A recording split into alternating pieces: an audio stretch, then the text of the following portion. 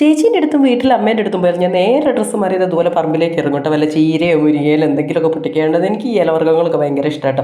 അപ്പോൾ അതാ ചുവന്ന ചീരയും പച്ചച്ചീരയും എല്ലാം കൂടെ മിക്സ് ചെയ്ത് പറിച്ചിട്ടുണ്ട്. അപ്പോൾ ഇന്നത്തെ തോരൻ ഇത് ഉഷാലല്ലേ. പിന്നെ ചേച്ചീൻ്റെ ചിന്ത പെട്ടെന്ന് ഉണ്ടാക്കി കഴിക്കാനുള്ള. അപ്പോൾ ചേച്ചി പറഞ്ഞത് ആ പോക്കോൺ ഉണ്ട് അത് ഉണ്ടാക്കി കഴിച്ചോന്ന്. അങ്ങനെ നേരെ പോക്കോൺ ഉണ്ടാക്കി കഴിക്കാൻ നോക്കിയത് അടിപൊളിയായിട്ട് പോക്കോണൊക്കെ പൊന്തി വന്നിട്ടുണ്ട് കേട്ടോ. പിന്നെ നേരെ ഞാനും ചേച്ചിയുടെ അടിവാരത്ത് ചെന്നപ്പോൾ അതാ അച്ഛനതാ യമണ്ടൻ ഒരു ചക്ക മുറിച്ച് പഴുത്ത ചക്ക. എനിക്ക് ഷുഗറാണല്ലോ ചക്ക തിന്നാലോ. എൻ്റെ പൊന്നോ ഞാൻ പച്ചച്ചക്ക കഴിക്കാനാണ് പറഞ്ഞതെന്ന് പറഞ്ഞപ്പോൾ അതാ പിന്നെ ഞാനും ചേച്ചിയും കൂടെ അതായിരുന്നു പഴുത്തയൊക്കെ. പിന്നെ എൻ്റെ കൂടെ അമ്മ ഒരു പരിപ്പ് വടയൊക്കെ കൊണ്ടു തന്നിട്ട് അതും കഴിച്ചിട്ട് എനിക്ക് ആകെ കൂടെ 4-3-7 പല്ലാണ്.